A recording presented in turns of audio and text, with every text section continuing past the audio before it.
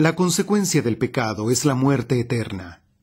Pero Dios, en su infinito amor, proveyó un medio de rescatar a la humanidad de esa condición: la muerte de Jesucristo en nuestro lugar. Para que la humanidad no se olvidara de ese plan, Dios instituyó un rito ceremonial en que los animales eran sacrificados, simbolizando el futuro sacrificio de Cristo. Esto es lo que usted verá en el estudio de hoy. Recordamos que Adán y Eva, nuestros primeros padres, transgredieron una orden de Dios, transgredieron la ley de Dios, y como resultado de su desobediencia, fueron expulsados del paraíso.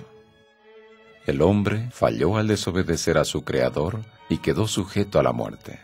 Con todo, Dios hizo provisión para redimir al pecador. La Biblia nos dice que antes que Adán y Eva pidiesen alguna cosa, Dios ya tenía la solución preparada. Y la primera promesa salvadora aparece en Génesis 3:15, donde Él promete que un Salvador vendría y traería salvación y la destrucción del pecado. Dios dio a su Hijo para morir en lugar del hombre, y el sacrificio de Cristo en la cruz, muriendo en nuestro lugar, expió nuestros pecados y resolvió el problema de nuestra salvación. Antes de venir Cristo a esta tierra y hacer expiación en la cruz, existió la necesidad de una ley ceremonial y de ordenanzas que señalaban al Redentor de la humanidad. Esa ley determinaba, entre otras cosas, que animales, principalmente corderos, fuesen muertos en lugar del pecador. El sacrificio de esos animales simbolizaba el futuro sacrificio de Cristo. La paga del pecado es muerte, y mediante el sacrificio de aquellos animales, Dios enseñaba al hombre que el pecador, o alguien que tome su lugar, tiene que morir. Somos salvos de la muerte eterna y de la perdición, porque el Señor Jesús tomó nuestro lugar y murió por nosotros. El sacrificio de animales, servicio simbólico del sacrificio de Cristo, era ofrecido en el santuario del antiguo pueblo de Dios. Vemos en la pantalla el santuario tal como era cuando Israel peregrinaba en el desierto.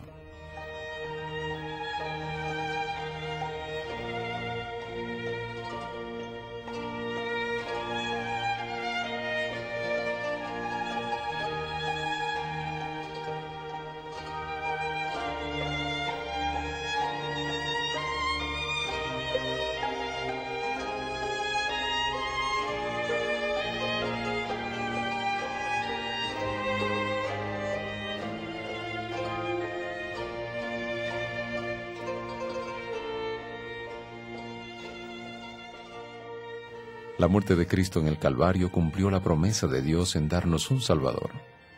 Y habiendo venido aquel a quien señalaban los antiguos sacrificios ceremoniales, los mismos sacrificios y ceremonias se volvieron innecesarios. Consecuentemente fue abolida la ley que los requería, la llamada ley ceremonial.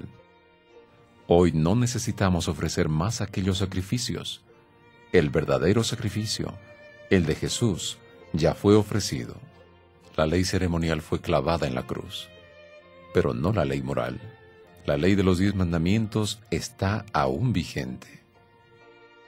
Hay algunos que confunden esas dos leyes, pero la distinción entre ellas es clara. La ley de los 10 mandamientos fue escrita por Dios en tablas de piedra. Leemos: y dio a Moisés cuando acabó de hablar con él en el monte de Sinaí 2 tablas de testimonio, tablas de piedra escritas con el dedo de Dios. Éxodo 31, versículo 18. La ley de los 10 mandamientos es la única parte de la Biblia que Dios mismo escribió. La ley de Dios es tan inmutable como su autor. Es una revelación de la voluntad del carácter del Creador. Para responder si la ley puede cambiar o no, necesitamos primero comprender qué es realmente la ley. Generalmente tenemos una visión muy limitada y negativa de la ley, pero la palabra ley en la Biblia no quiere decir realmente ley. En hebreo, Torah quiere decir enseñanza, instrucción. Es como alguien que creó un aparato, por ejemplo un videocassette, y junto con ese videocassette va un manual de instrucción de cómo este aparato funciona. Allí está escrito, por ejemplo, que fue creado para un voltaje de 110, que debe presionar ese botón para funcionar, apretar otro para parar, ¿verdad? Si esta persona quiere que el aparato funcione bien, va a seguir las instrucciones. Pero si él dice, no, no voy a seguir las instrucciones, voy a conectar a 220, ¿qué pasará con el aparato? Se va a quemar. O si no presiona ningún botón, el aparato no funcionará. Así es la idea de la ley en la Biblia. Dios nos creó y es nuestro creador. Él nos creó para funcionar de cierto modo, para ser felices, tener vida abundante. Y esa instrucción es dada en la Biblia a través de la ley. Si guardamos la ley de Dios, nosotros tendremos vida y seremos felices. Pero si transgredimos la ley, entonces nos perjudicaremos nosotros mismos y muchas veces hasta sujetos a la muerte. Dios es amor y su ley es amor. Sus dos grandes principios son amor a Dios y amor al prójimo. Las Escrituras dicen, así que el cumplimiento de la ley es el amor. Romanos 13, versículo 10. La ley ceremonial fue escrita por Moisés en un libro, y cuando acabó Moisés de escribir las palabras de esta ley en un libro hasta concluirse, Deuteronomio 31, versículo 24. La ley de Dios fue colocada dentro del arca.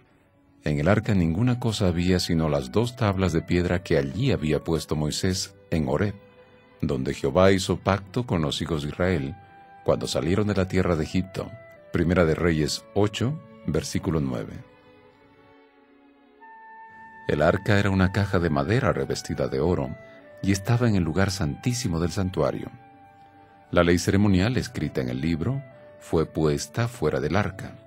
Moisés ordenó: tomad este libro de la ley y ponedlo al lado del arca del pacto de Jehová vuestro Dios, y esté allí por testigo contra ti. Deuteronomio 31, versículo 26. La ley de Dios es llamada ley real. Si en verdad cumplís la ley real, conforme a la Escritura, amarás a tu prójimo como a ti mismo, bien hacéis. Santiago 2, versículo 8. La ley de Dios fue exaltada y mantenida por Cristo. Él dijo: no penséis que he venido para abrogar la ley, o los profetas. No he venido para abrogar, sino para cumplir. San Mateo 5, versículo 17. La muerte de Jesús demostró que la ley de Dios no puede ser abolida. Si hubiera sido posible abrogar la ley, el Hijo de Dios no hubiera necesitado morir. Este tema a veces parece muy confuso para las personas. Ellas creen que la ley fue abolida, pero la Biblia dice que lo que fue abolido fue la condenación de la ley, según afirma Pablo en Romanos. ¿Cómo comprender esto? Por ejemplo, podemos usar una figura que lo deja bien claro. Si yo viajo en una carretera doble, donde el límite de velocidad es 120 km por hora y yo voy a 150, el policía podrá pararme y darme una multa y condenarme. Yo transgredí la ley, ¿verdad? La multa viene a ser condenación de la ley. Sin embargo, yo podría ir hasta el juez en el tribunal, y justificarme: señor juez, yo iba a 150 km por hora, porque yo estaba llevando a alguien que estaba grave y debía llegar rápidamente al hospital. El juez, considerando la situación, podría perdonarme la transgresión y sacarme la condenación, la multa. Pero la ley de los 120 kilómetros aún continuaría vigente en la carretera doble. Lo mismo sucede en la vida. Nosotros pecamos y deberíamos morir. Esta es la condenación de la ley. Jesús, no obstante, murió en nuestro lugar. Él abolió esa condenación. Él pagó el precio por nosotros. Entonces nosotros no necesitamos morir por nuestros pecados. Pero recordemos, la ley continúa vigente, puesto que aquellos que no aceptan el perdón de Cristo serán juzgados por Él al final de los tiempos, y el juez solamente juzga porque existe todavía una ley. La ley ceremonial fue abolida por la muerte de Cristo. Fue clavada en la cruz, anulando el acta de los decretos que había contra nosotros, que nos era contraria, quitándola de en medio y clavándola en la cruz. Colosenses 2, versículo 14. Una señal de abolición de la ley ceremonial fue cuando el velo del templo de Jerusalén se rasgó de arriba hacia abajo, dando a entender que era vivo el verdadero sacrificio y cesaba el sacrificio simbólico. Esto ocurrió cuando Jesús expiró en la cruz. En la divina historia de la redención, la muerte del Cordero representaba la muerte de Cristo por la humanidad. Cristo es el Cordero de Dios, que fue muerto en nuestro lugar. Leemos: el siguiente día vio Juan a Jesús que venía a él, y dijo: He aquí el Cordero de Dios, que quita el pecado del mundo. San Juan 1, versículo 29. Por la gracia de Dios, esto es el favor de Dios, que no merecemos. Somos salvos del pecado cuando creemos en Jesús. Estamos salvados, perdonados, libres del poder del pecado. Estamos bajo la gracia del cielo. Pero esto no nos da derecho de pecar, de violar la ley de Dios. Las Sagradas Escrituras dicen, ¿qué pues? ¿Pecaremos porque no estamos bajo la ley, sino bajo la gracia? En ninguna manera. Romanos 6, versículo 15. Ni la fe que nos une a Cristo anula la ley. San Pablo dice, ¿luego por la fe invalidamos la ley? En ninguna manera, sino que confirmamos la ley. Romanos 3, versículo 31. La salvación del pecado no se alcanza por el esfuerzo humano. Ella es un don, un regalo de la gracia de Dios a los que creen en el sacrificio de su Hijo. La ley de Dios es la norma del juicio final. Así hablad y así haced, como los que habéis de ser juzgados por la ley de la libertad. Santiago 2, versículo 12. Todos los hombres tienen que enfrentar al tribunal divino y estar delante del juez de toda la tierra. En aquel día los libros donde está escrito el registro de nuestra vida serán abiertos y seremos juzgados por la norma moral de los 10 mandamientos. La ley de Dios es la norma de la justicia y la justicia divina es eterna. Dice el salmista, tu justicia es justicia eterna y tu ley la verdad. Salmo 119, 142. San Mateo relata la perpetuidad de los 10 mandamientos enseñada por Jesús en el siguiente incidente. Entonces vino uno y le dijo, Maestro bueno, ¿qué bien haré para tener la vida eterna? Él le dijo, ¿por qué me llamas bueno?